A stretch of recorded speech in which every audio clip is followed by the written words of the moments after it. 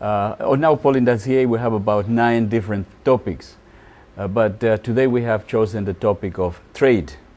So we'll be discussing what nowpolin.ca is asking specifically about free trade agreements. And you can look at the answers that some people have already entered and either agree with one of them and explain briefly why you agree with it, or you can include a new choice within 20 words or so. So where are we going to start? We start on the left this time, and what I want you to do is to have you had the chance to look at the answers? I've looked at the answers, yeah. Oh, yeah. Okay. Maybe you have looked at the answers already because you were here earlier, and we'll give Mr. Perry some time to look at the answers that we have there before we go to him. So why don't you start telling us which one would be your answer, and if none of them is the answer, what would you include in that list of topics as your answer? And few words. Okay, so you're asking me to whether I agree or not with these one of those these topics, or okay. Include your own. Well, the Green Party's position on NAFTA is that we need to step back and renegotiate it. NAFTA has a number of provisions. How do you step up and renegotiate? What do you mean by a step back? What do you mean by that? What I mean is engage the governments of the United States and the government of Mexico in renegotiating the terms of the agreement. Currently, NAFTA has some serious problems for our country. It strips a number of rights away from local government. Okay. In terms of labor regulations, environmental regulations, and as some examples, I can think of... Let's leave the examples sure. apart. And Sure. What you're saying is that none of those answers there is something that you would choose. You're saying that your answer is not there? Well, you're asking me if I would submit notice of cancellation? Yeah. Within 6 months of the contract? Yes, I would. Because as I say, under its current terms, NAFTA, we believe, is unacceptable. Okay. So you would choose the first one there? Is that the first one? Oh, okay, I'm sorry, I misunderstood here. Review some of NAFTA's chapters. I would put my check mark next to your second option of reviewing chapters of NAFTA. Mm-hmm. Do you know which chapters you would be reviewing? No, I don't, off the top of my head, know exactly which chapters of the agreement we would be reviewing. Okay. However, does that help to answer your question? Well, it answers the question. There are the parts of the agreement that deal with, for instance, the percentage of our oil exports that go to the United States, and we are entitled to export a set percentage of our total oil exports, regardless of total resources. Obviously, as oil becomes a scarcer and scarcer resource, this is going to become more and more of a serious issue for Canadians. Okay. Are we going to be giving 2 buckets of oil to the U.S. for every 6 buckets we pull out of the ground when we're down to the final drops? Okay, so you have chosen the second one or the third one? Which one? You have chosen... I've gone with the second one. So when you have a chance, you're going to go into nowpolin.ca, you're going to register and vote for that choice. I most certainly will. All right, thank you very much. We'll continue with Mr. McKinnon to see which is his choice, and very brief. First, which is his choice, and if his choice is not there, please tell us what would be your choice, and finally, in a few words, why would you choose that way? I wouldn't choose any of these by themselves. I would probably give an answer that includes elements of all of them. Okay, can you frame it within 20 words or so what the answer would fit into that box? 20 words is tough. Well, the answers that we have there, some of them are less than 20 words. Yeah. Some people just say we have to abrogate it, for instance. Well, and that's three or four words. So That's what the would be problem. your It's answer? it's a very complex issue that it's hard to summarize in 20 words in a meaningful way. I'm happy for the most part with NAFTA's achievements. Okay. I think that a free trade agreement is critical in this global economy. Yeah. But I do think there are flaws in NAFTA, particularly in the areas of dispute resolution.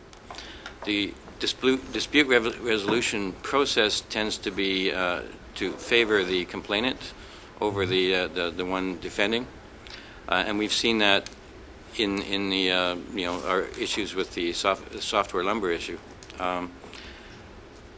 I think that Your answer is basically the last one, which is I'm happy with NAFTA's achievements.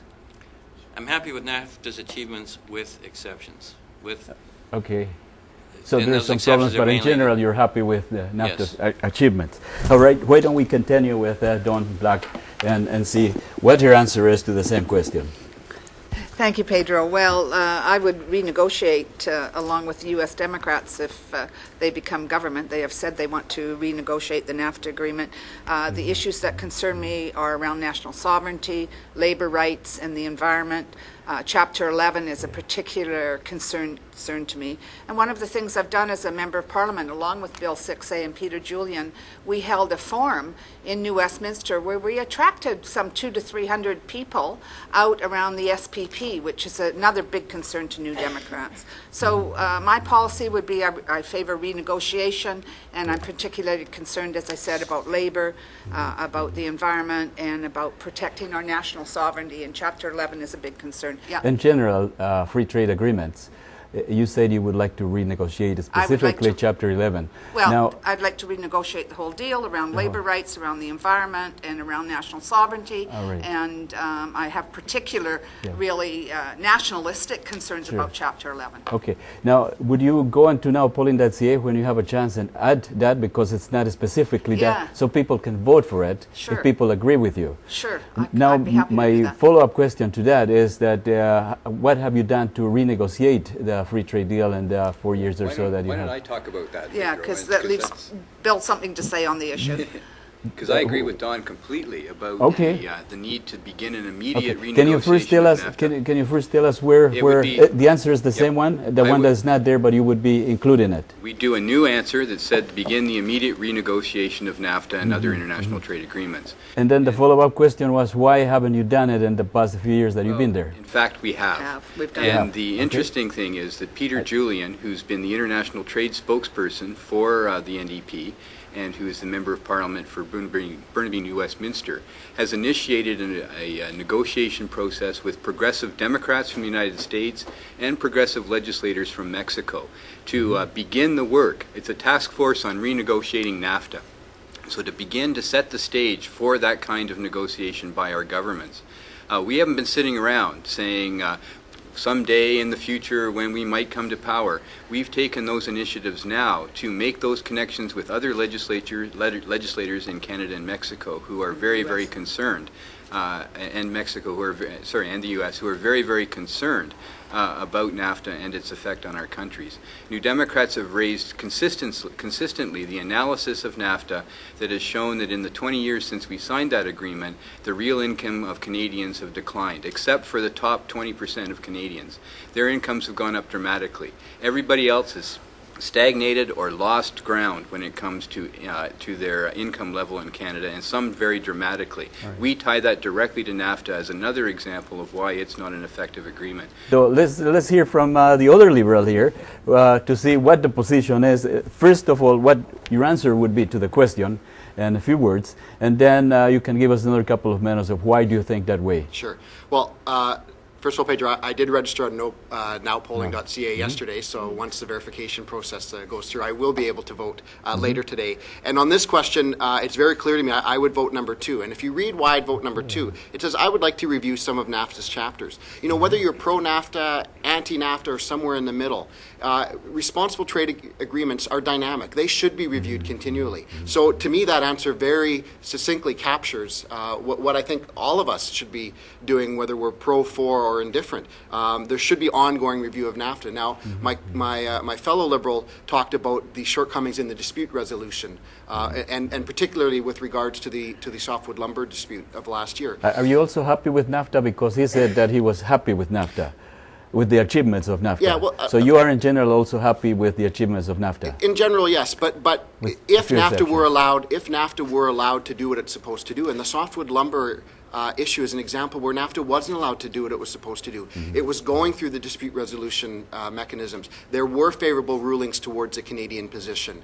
Yet what happened was David Emerson, the minister, the Tory minister, cut a deal with the George Bush administration in the States that circumvented what was going on in NAFTA. What they ended up doing was leaving $1 billion in the hands of the Americans, something that the Conservatives very explicitly said that they wouldn't do in the last election. So you're saying it's not working well, and therefore you would like to review it? In that example, it's a glaring example how the dispute resolution mechanism obviously has flaws because it wasn't allowed to go through.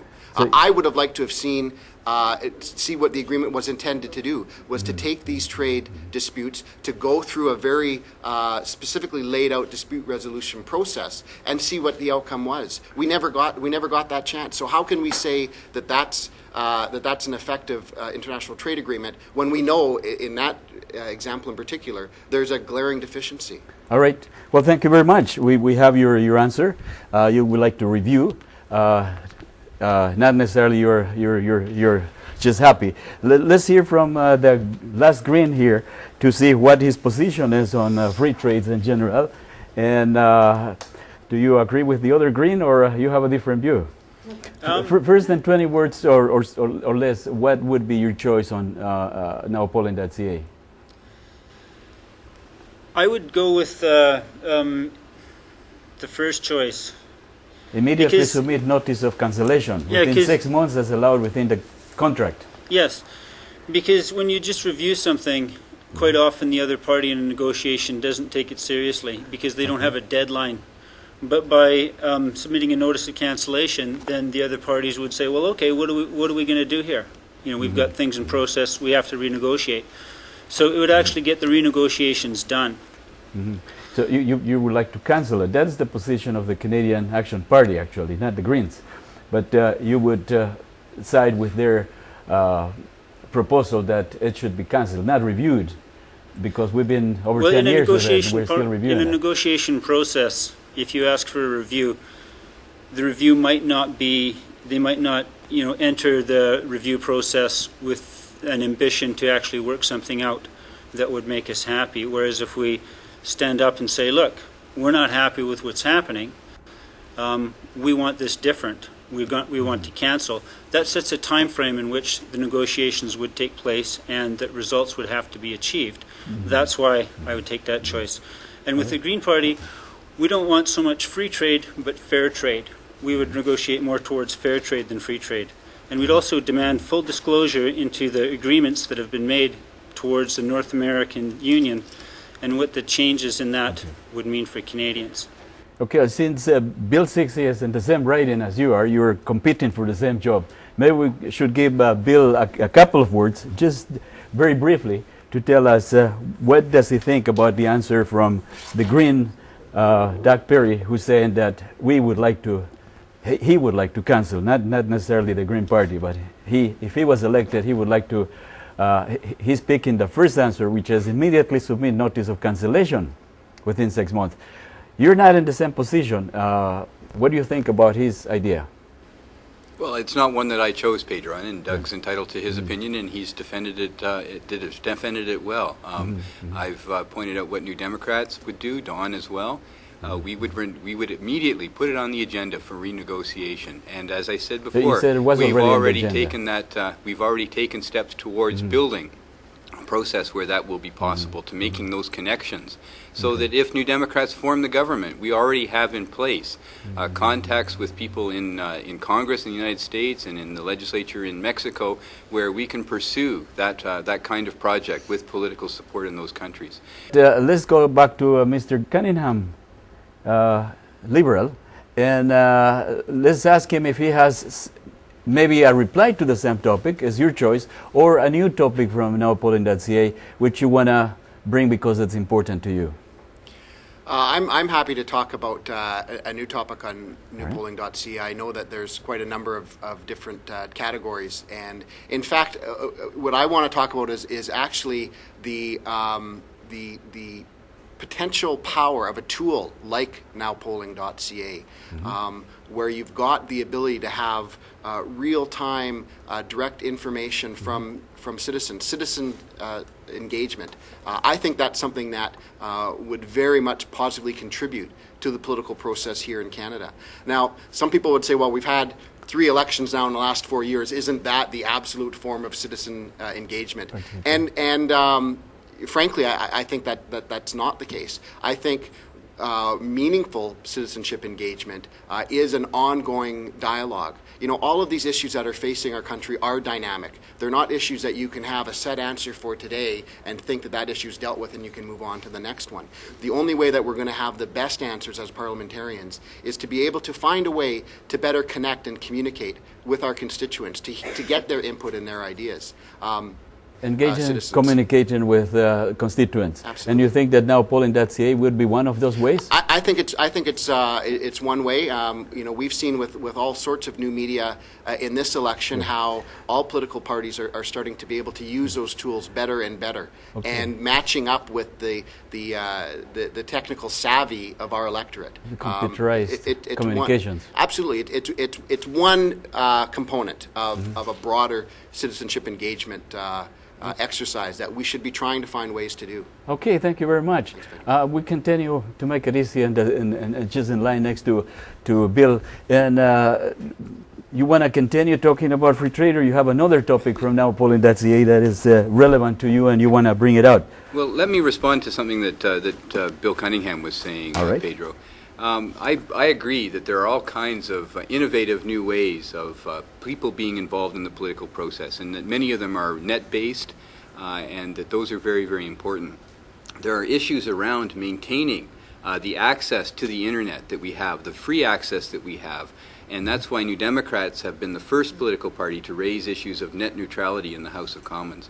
We want to make sure that the big telecom companies shouldn't have the ability to restrict access to certain websites, to restrict speed of access to the internet of average Canadians, and that's the direction we're going in now.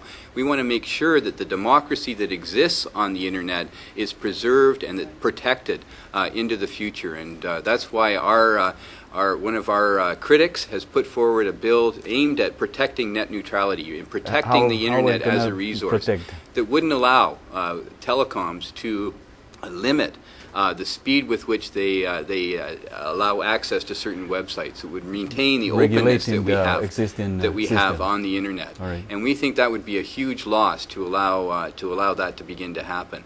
Now, I also have to say that we have all of these extra ways of communicating with each other about our political positions, about the issues of the day. But that doesn't take away the need for a member of Parliament to sit in their place in the House of Commons and actually stand and participate in debate and vote on the issues. In this last Parliament, we had Liberal members time and time again miss votes, abstain on votes, and refuse to participate. So it doesn't matter how much feedback, how much internet dialogue you have with your member of Parliament. If your MP isn't willing to show up for work and do the job in the House of Commons and be the representative of those people, the whole system is going to fall apart. Bill, and I think that was a tragic decision by the Liberals in the last Parliament to put their own electoral problems, their own internal problems ahead of the needs of people who need representation in the House of Commons. Okay, Bill, we want to know what you're going to do, not what others are not doing. Well, one of the things I'm going to do is what I did this last time, is be present for every single vote in the House of Commons, because that's what I'm sent to Ottawa to do, and I'll continue to do that. Okay, we'll continue with Don Black, and please tell us if you have a different topic or you want to continue with the same one. Well, the trade topic is a very important topic, but I think another topic that's incredibly important for Canadians is the war in Afghanistan. And what we've seen is a Liberal government that took Canadians into this counterinsurgency mission in southern Afghanistan in 2005.